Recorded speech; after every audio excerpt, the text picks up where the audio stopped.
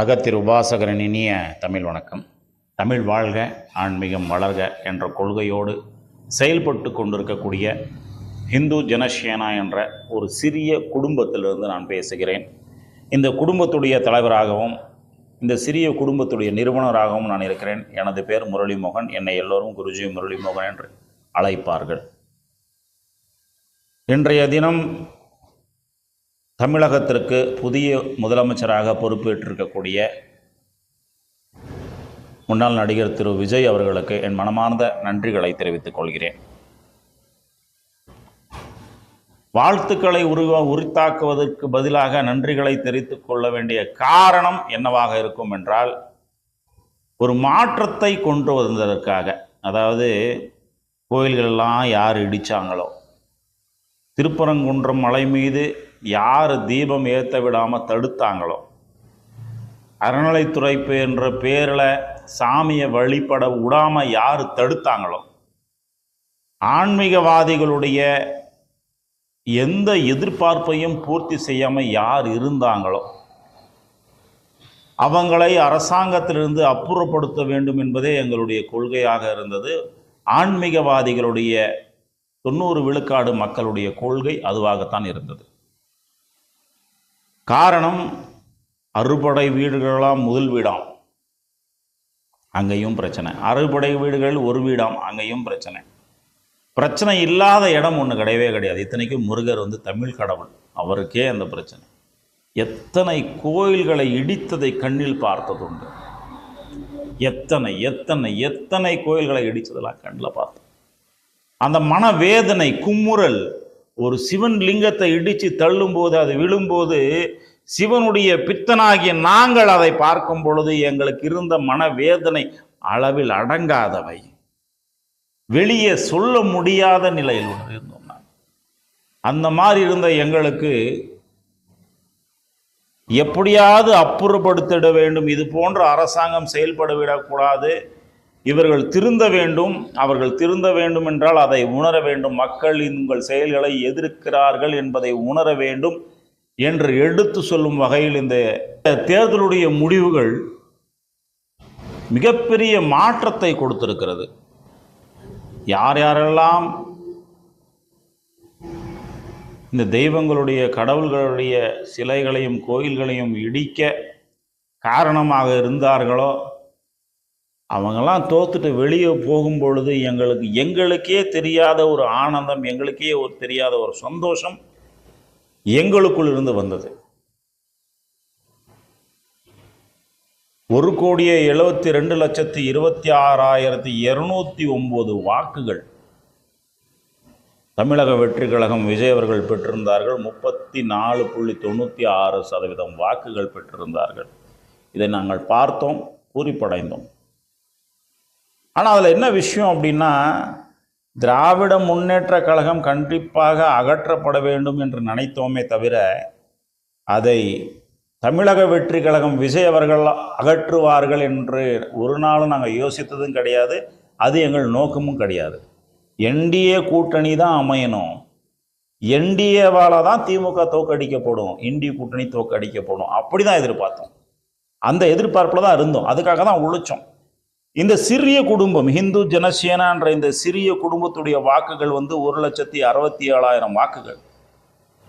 இந்த சிறிய சங்கத்துக்குள், எங்களுடைய ஆன்மீக சங்கத்துக்குள் இருக்கக்கூடிய வாக்குகள் 1,67,000 வாக்குகள்.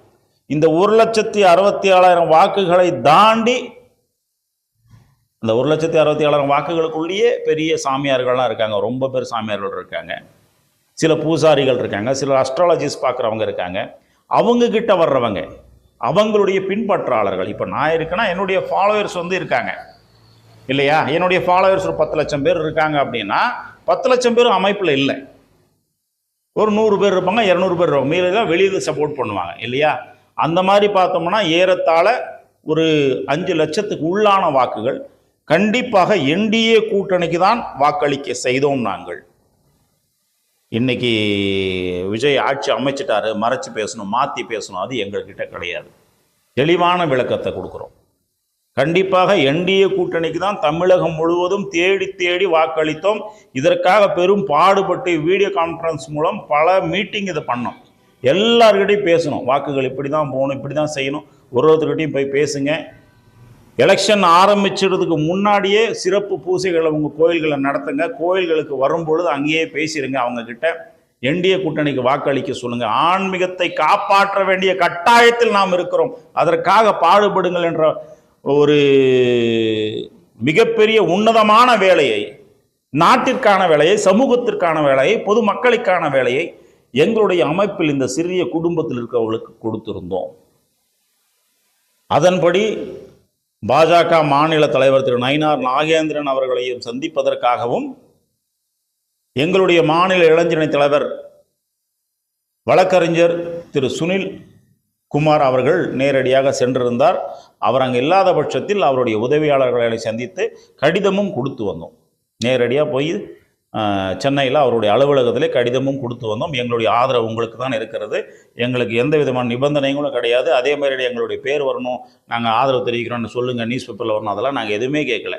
நாங்கள் ஆன்மீகவாதிகள், எந்த எதிர்பார்ப்பும் எங்களுக்கு கிடையாது. மொத்த வாக்குகளும் உங்களுக்கு தான், என்டிஏ கூட்டணிக்கு தான் அப்படின்றத சொல்லியிருந்தோம்.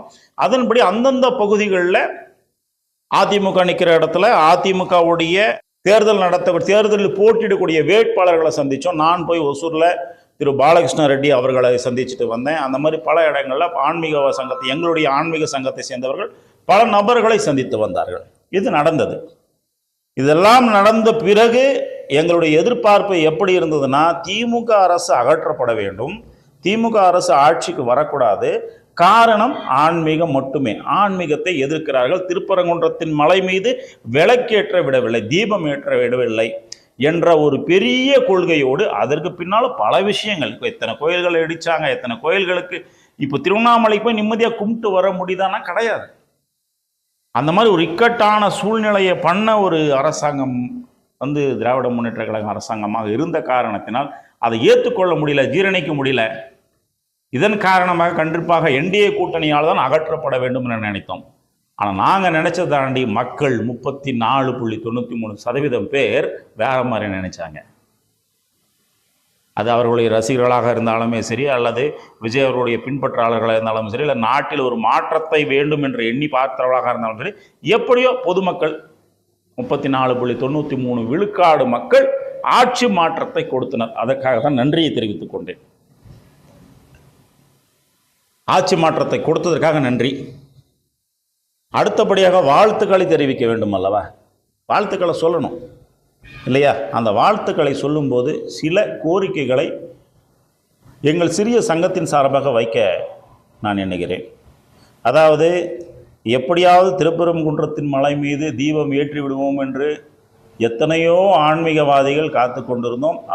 அதில் தமிழக வெற்றி கழகத்திற்கு வாக்களித்த 34.93 விழுக்காடு மக்களில் ஏறத்தாழ 80 விழுக்காடு இருப்பார்கள்.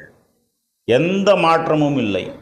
அதில் 80% பேர் அதை எதிர்பார்த்திருப்பாங்க. இந்து என்ற வார்த்தையை விட்டுருங்க, தமிழனுடைய கடவுள், நம்ம தமிழ்நாட்டை சேர்ந்த தமிழ் கடவுள் முருகன், முருகனுடைய மலை மீது விளக்கேற்றக்கூடாதுன்னு எந்த தமிழனும் சொல்ல மாட்டான். ஏன்னா தமிழ் கடவுள். அதற்கு வழிவகை செய்ய வேண்டும் என்று, அதற்கு வழிவகை செய்து கொடுக்க வேண்டும் என்று இந்த புதிய ஆட்சி, தமிழக வெற்றி கழகத்துடைய தலைவர் முதலமைச்சர் திரு விஜய் அவர்களுக்கு என்னுடைய கோரிக்கையை எனது சங்கத்தின் சார்பாக தெரிவித்துக் கொள்கிறேன். அதே போல இனி எந்த கோயில்களும் இடிக்கப்படக்கூடாது. புது கோயில் கட்டுறதுக்கு நீங்கள் அனுமதி அரசாங்கத்தில் இடம் இருந்தால் கொடுங்க, இல்லை இடம் இல்லை, புது கோயில்கள் கட்ட முடியாதுன்னா விடுங்க. அரசாங்கத்துடைய சட்டத்துக்கு புறம்பா யாரும் கட்ட போறதில்லை. அரசாங்கம் இடம் கொடுத்தா நாங்கள் கட்டுறோம். எங்களுடைய பட்டா நிலத்தில் நாங்கள் ஒரு கோயில் கட்டணும்னா அரசாங்கம் அனுமதி பெற்று கட்டணும்னு இடம் இருக்கு, அரசாங்கத்தில் இடம் இருக்குன்னா கட்டுறோம், ஒன்றும் பிரச்சனை இல்லை. இல்லைன்னா விட்டுறோம், அதுவும் பிரச்சனை இல்லை. ஆனால் இது வரைக்கும் கட்டியிருக்கிற கோயில்களை இனியாவது இடிக்காமல் இருக்கிறதுக்கு உங்களுடைய அரசு வேலை செய்ய வேண்டும் என்று மிக தாழ்மையோடு இறை அன்போடு திரு விஜய் அவர்களுக்கு என்னுடைய கோரிக்கையை முன்வைக்கிறேன். ஆன்மீகத்தை சார்ந்த இந்த கோரிக்கைகளெல்லாம் முன்வைப்பது மும்மத கொள்கையுடைய தமிழக வெற்றி கழகத்துடைய தலைவர் திரு விஜய் அவர்களுக்கு ஏன் முன்வைக்கிறேன்னா, 3 மதங்களையும் ஒரே சரிசமமாக பார்ப்பேன் என்று உறுதியளித்திருக்கிறார் திரு விஜய் அவர்கள். நாங்களும் அதைத்தான் முன்வைக்கிறோம். இந்து இந்துவாக இருக்கட்டும், கிறிஸ்துவர் கிறிஸ்துவராக இருக்கட்டும், இஸ்லாமியர்கள் இஸ்லாமியர்களாக இருக்கட்டும். இஸ்லாமியர்கள் யாரும் இந்துவை மதமாற்றம் முயற்சி செய்யக்கூடாது, கிறிஸ்துவர்கள் யாரும் இந்துவை மதமாற்றம் முயற்சி செய்யக்கூடாது, இந்து போய் இந்த 2 மதத்தையும் யாரையும் மதமாற்றம் முயற்சி செய்யக்கூடாது. அனைவரும் அண்ணன் தம்பியாக, மாமன் மச்சானாக, சொந்த பந்தமாக இந்த தமிழ் மண்ணில் வாழ்ந்து கொண்டு போகலாம். அதில் எந்த மாற்றமும் கிடையாது. எல்லோருக்கும் சந்தோஷம். இல்லை நீங்கள் கிறிஸ்துவராக இருக்கக்கூடாதுன்னு எந்த இந்துவும் சொல்லக்கூடாது, சொன்னால் தப்பு, சொல்லவும் மாட்டான். இதை வரையறையும் செய்யும் வகையில் கண்டிப்பாக மதம் மாற்றம் தடை சட்டத்தை உங்களுடைய அரசாங்கம் கொண்டு வர வேண்டும் என்று இன்னொரு கோரிக்கை இந்த ஆன்மீக சங்கத்தின் சார்பாக, இந்து ஜனசேனா என்ற ஆன்மீக சங்கத்தின் சார்பாக, ஆன்மீகவாதிகளின் சார்பாக இந்த கோரிக்கையை முன்வைக்கிறேன். இந்த கோரிக்கைகள் மட்டுமல்லாமல் பொதுமக்களுக்கான எத்தனையோ விஷயங்கள் தாங்கள் உங்களுடைய தேர்தல் வாக்குறுதிகள் சொல்லியிருக்கிறீர்கள். அதன்படி எப்படி செய்ய முடியுமோ, ஏன்னா நேற்று நான் பார்த்தேன், கஜானா மொத்தமாக வலிச்சு எடுத்திருக்காங்க, இவ்வளோ கோடி கடனில் இருக்கிறோம் அப்படிலாம் சொல்லியிருந்தீங்க. அதையெல்லாம் தாண்டி இல்லை நீங்கள் சொல்லிட்டீங்க, அதை கொடுங்க, கொடுத்தா தான் மக்கள் இப்போ வாழ்வாங்க, இல்லை வாழ மாட்டாங்க அப்படின்னு நான் சொல்ல வரலை. அரசாங்கத்தால் என்ன செய்ய முடியுமோ அதை தான் செய்ய முடியும். எல்லாத்தையும் தாண்டி செய்ய முடியாது. வெள்ளை அறிக்கை தரேன் அப்படின்னு சொல்லியிருந்தாங்க விஜய் அவர்கள். வரவேற்கிறேன், ஆன்மீகவாதிகள் சார்பாக வரவேற்கிறேன். என்ன வரவு, என்ன செலவு, எதை எப்படி பண்ணுறோன்னு வெள்ளறிக்கை கொடுத்தா அதை விட ஒரு பெரிய விஷயம். இந்தியாவில் முதன்முறையாக இதை செய்கிறதுக்கு வரவேற்கிறேன், பாராட்டுறேன். மக்கள் நம்பியிருக்காங்க, மக்களை கைவிட்டுறாதீங்க என்ற கோரிக்கையோடு உங்களுக்கு வாழ்த்துக்களை தெரிவித்துக் கொள்கிறேன். அதே போல நாங்கள் இத்தனை காலமாக ஆன்மீகவாதிகளான நாங்கள், ஆன்மீகத்தை நம்பி இருக்கக்கூடிய நாங்கள், ஆன்மீகத்தை சார்ந்த மக்கள், இறைவன் மீது நம்பிக்கை இருக்கக்கூடிய மக்கள், இறைவனை வணங்குகின்ற மக்கள், இந்த 34.93% இல்லாம இன்னும் நிறைய வாக்குகள் என்டிஏ கூட்டணிக்கும் விழுந்திருக்கிறது, இண்டி கூட்டணிக்கும் விழுந்திருக்கிறது. அந்த வாக்குகள்லாம் ஆன்மீகத்தின் மீது நம்பிக்கை இருக்கக்கூடிய மக்கள் இரட்டைப்படை சதவீதமாக இருக்குமாறு 60% இருக்கலாம், 40% இருக்கலாம், 30% இருக்கலாம். சில வாக்குகள்லாம் மாற்றவே முடியாது, அங்கே தான் போகும்னு இருக்கும். இத்தனை வாக்குகளையும் நீங்கள் பெற வேண்டும் என்றால் அவர்களுடைய எதிர்பார்ப்பை பூர்த்தி செய்ய வேண்டும். அப்போ அவங்கெல்லாம் என்ன எதிர்பார்க்குறாங்க? இதுதான் எதிர்பார்க்குறாங்க. கோர்ட்லேருந்து ஒரு தீர்ப்பு வருது, ஒரு சர்ச் இங்கே இடையூறாக இருக்குது, அதை இடிச்சிருங்க, எடுத்துருங்கன்னு, அகற்றிடுங்கன்னு. ஆனால் அதை அகற்றாத அரசு அதே கோர்ட்லேருந்து இன்னும் தீர்ப்பு வருது, இந்த கோயில் எடுத்துருங்க, இது ஏரி புறம்பகை இடிச்சு ஆக்கிரமித்து கட்டியிருக்காங்கன்னு. இதை அகற்றுறது இது தவறுன்றோம். நாங்கள் அரசாங்கம் ஒரு நீதிமன்றத்துடைய தீர்ப்பை கேட்கின்ற அரசு ரெண்டுக்கும் சரிசமமாக இருக்க வேண்டும், ஓரவஞ்சனை செய்யக்கூடாது. இது தப்பு தான். ஏரியை ஆக்கிரமிச்சு கட்டினது தப்பு தாங்க ஐயா, இல்லைன்னு சொல்லவே இல்லை. அப்போ இந்த சாலை ஆக்கிரமிச்சு கட்டின இதுவும் தப்பு தானே? இல்லை அதை நாங்கள் விட்டுருவோம், எனக்கு வாக்குகள் வேணும், இதை மட்டும் இடிப்போன்ற தப்பு தானே? அப்படி தானே இவ்வளோ நாள் அரசாங்கம் வந்திருக்கு. அப்படி இல்லாமல் எல்லோருக்கும் ஒரே முறையிலான, எல்லா மதத்தை மத வேற்றுப்பாடுகள் பாராமல் எல்லா மதத்துக்கும் ஒரே மாதிரியான உங்களுடைய ஆட்சி அமைய வேண்டும் என்று கோரிக்கை விடுக்கிறேன். தற்பொழுது தாவேகாவுடைய தலைவர் திரு விஜய் அவர்கள் பெற்றிருக்கக்கூடிய வெற்றி, தாவேகா தமிழக வெற்றி கழகம் பெற்றிருக்கக்கூடிய இந்த வெற்றி எல்லாமே எப்படியாப்பட்ட வெற்றின்னா, விஜய் அவர்களுடைய, விஜய் என்ற ஒற்றை பிம்பத்துடைய ரசிகர்களாகவும் ஏதாவது மாற்றம் நடந்து விடாதா என்ற ஏக்கத்தோடு விஜய் அவர்கள் மீது நம்பிக்கை வைத்தும் செலுத்தப்பட்டிருக்கக்கூடிய வாக்குகள். இதை சரிவர கையாண்டு அடுத்து வர இருக்கக்கூடிய தேர்தலில் நம்பிக்கையின் மீது வாக்குகளை பெற வேண்டும். அதுதான் உண்மையான வெற்றி. நம்பிக்கையின் மீது, ஏப்பா இவர் செய்வாருப்பா, இவரை தவிர வேற யாருமே செய்யலப்பா, இவர் தான்ப்பா சரியான ஆள், இவர் செய்வார்ப்பா, நானே நம்பலப்பா, போன எலெக்ஷனில் நானே நம்பலப்பா, இப்போ நம்புறேன்ப்பா அப்படின்ற நம்பகத்தை உண்டாக்க வேண்டிய கட்டாயத்தில் தமிழக வெற்றி கழகம் இருக்கிறது. அப்படி நடந்து கொள்வீர்கள் என்று நாங்களும் எதிர்பார்க்கிறோம். இதை செய்தாக வேண்டும் என்று தமிழக வெற்றி கழகத்துக்கு இன்னொரு கோரிக்கையை முன்வைக்கிறேன். இதுபோல் செய்தால் அடுத்த தேர்தலில், வர இருக்கக்கூடிய நாடாளுமன்ற தேர்தல், அடுத்து வர இருக்கக்கூடிய மறுபடியும் சட்டமன்ற தேர்தல் 5 வருஷம் கழித்து வருதில்ல, அந்த தேர்தலில் நீங்கள் 50% மேலாக எப்படி ஜெயலலிதா அம்மையார் அவர்கள் வாக்குகளை பெற்றார்களோ அந்த வாக்குகளை நீங்கள் பெற்று இன்னைக்கு 107 சீட்டு வாங்கி இவங்க வருவாங்களா அவங்க வருவாங்களான்னு எதிர்பார்த்து அமர்ந்திருந்து அவங்க வந்தவங்க உள்ளே இருந்துக்கிட்டே எதிர்ப்பு தெரிவித்து இதெல்லாம் இல்லாமல் அந்த வாக்குகளை பெற வேண்டும் என்று நினைத்தால் நாங்களே அதாவது ஆன்மீகத்தின் மீது அதிக பற்று கொண்டு இண்டி கூட்டணிக்கு எதிர்த்து என்டிஏ கூட்டணிக்கு வாக்களித்த நாங்களே எங்களுடைய எதிர்பார்ப்பை பூர்த்தி செய்தால் நாங்களே முன் வந்து வாக்களிக்க தயாராக இருக்கிறோம். எங்களுக்கே தெரியுதுல அப்போ இல்லைப்பா இவ்வளோ நாள் வந்து எவ்வளவோ போராட்டங்கள் போராடணும், எவ்வளோ போராட்டம் போராடினாலும் வந்து முடியாததை இவர் முடிச்சு காட்டினாருப்பா, அப்போ இவருக்கு போட்டு போடலாம்ப்பா அப்படின்னு தோணும் இல்லை? அந்த மாதிரி தோண வச்சிங்கன்னா கண்டிப்பாக அடுத்த வாக்குகள் நாங்கள் மட்டும் இல்லை, எங்களை மாதிரி எவ்வளோ கோடி பேர் இதே தமிழ்நாட்டுக்குள்ளே இருக்காங்க, எவ்வளோ பேருக்கு இந்த குமுறல் இருக்குது, அந்த குமுறலெல்லாம் வாக்குகளாக உங்களுக்கு வந்து சேரும். அதற்காக உங்களுடைய அரசாங்கம் செயல்பட வேண்டும் என்ற ஒரு கோரிக்கையை முன்வெடுக்கிறேன். அப்போ இது செஞ்சால் தான் நீங்கள் வாக்களிப்பீங்களா, இல்லை வாக்களிக்க மாட்டீங்களா நாட்டோட முன்னேற்றத்திற்கு அப்படின்னு ஒரு கேள்வி கேட்டிங்கன்னா ஐயா தெளிவாக சொல்கிறேன், தமிழ்நாட்டுடைய வருமானம் அதிகப்படியாக மது கடைகளிலிருந்து வருகிறது என்றால் அதற்கு அடுத்தபடியாக கோயில்களிலிருந்து வருகிறது. பல 1000 கோடி ரூபாய் வருமானம் வருகிறது. அவ்வளவு 1000 கோடி ரூபாய் வருமானம் வர்ற கோயிலிருந்து வரக்கூடிய காசை எடுத்து அந்த கோயிலை புனரமைக்கிறதுக்கு இவ்வளவா நாள் இருந்த அரசாங்கங்கள் முன் வராத காரணத்தினால் இனிமேல் நீங்கள் செய்வீங்கன்னு நாங்கள் எதிர்பார்க்குற தப்பு இல்லையே, அதை நீங்க செஞ்சீங்கன்னா நாங்க வேற எதையோ பார்க்க போறோம். எங்க இருந்தோ வர கட்சிகளை யாரோ கட்சிகளை நாங்க ஏன் பார்க்க போறோம்? எங்க தமிழ்நாட்டை சேர்ந்தவர், நல்ல அறிமுகமானவர், திரைப்படத்து மூலியமா அவருக்கே வாக்களிச்சுட்டு போயிடுறோம். ஆனா எதிர்பார்ப்புகளை பூர்த்தி செய்வீர்கள் என்ற நம்பிக்கையோடு இந்த கோரிக்கையை முன்வைக்கிறேன். நன்றி, வணக்கம். நீ தெரிந்து கொள், இந்த இந்து ஜனசேனா உருவானது உனக்காக.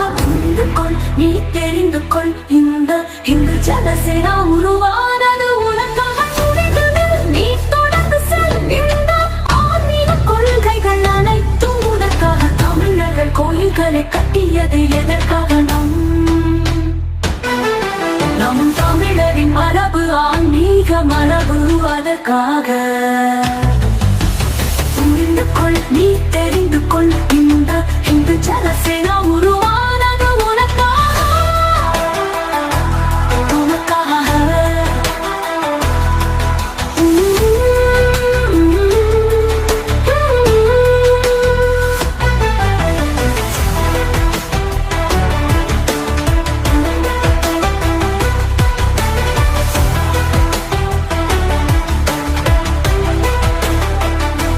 சத்ரபதி சிவாஜி வாழ ஏங்கியது எதற்காக?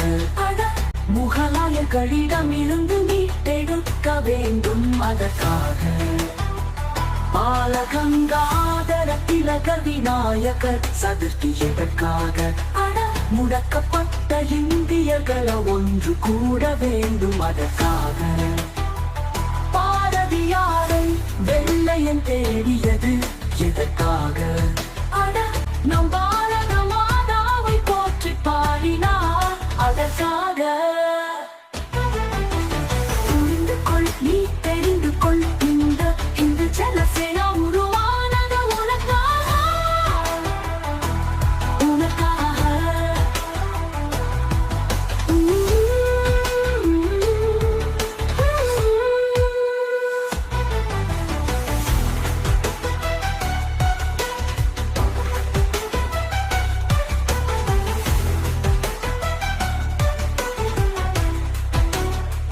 ராஜராஜ சோழன் கட்டிய தஞ்சை பெரிய கோயில் எதற்காக? நாம் தமிழ் வழி ஆன்மீகத்தை தழுவியவர்கள் அதற்காக.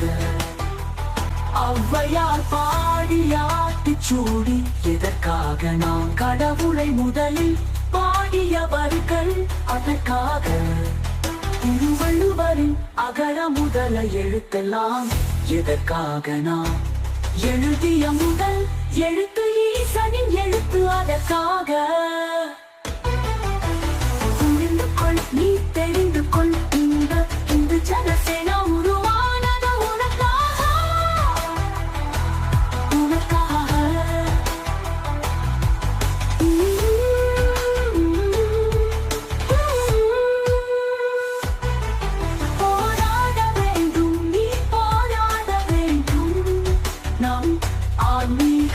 கனவை